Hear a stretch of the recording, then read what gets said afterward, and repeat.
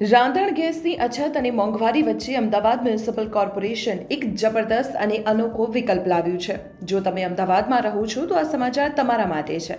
અત્યારે એલપીજી સિલિન્ડરની અછત છે. જો લોકો ગેસના બદલે લાકડા બાળવા લાગે તો પર્યાવરણને મોટું નુકસાન થાય. આ સમસ્યાના ઉકેલ માટે એએમસીના સીએનસીડી વિભાગે એક કમાલનો આઈડિયા અમલમાં મૂક્યો છે. એએમસી હવે રખડતા ઢોરના છાણમાંથી ઇકો ફ્રેન્ડલી ફ્યુઅલ સ્ટીક એટલે કે બળતણ માટેની ખાસ સ્ટીક બનાવી રહ્યું છે. આ સ્ટીકનો ઉપયોગ રાંધણ ગેસના સીધા વિકલ્પ તરીકે કરાશે. તમને જાણીને નવાઈ લાગશે કે અત્યાર સુધીમાં 1000 કિલો જેટલો સ્ટીકનો જથ્થો તૈયાર પણ કરી દેવાયો છે. અને શહેરમાં આવેલી રેસ્ટોરન્ટ, હોટેલ અને ધાર્મિક સંસ્થાઓ તરફથી તો ગેસના બદલામાં વાપરવા 350 કિલો સ્ટીકની ડિમાન્ડ પણ આવી ગઈ છે.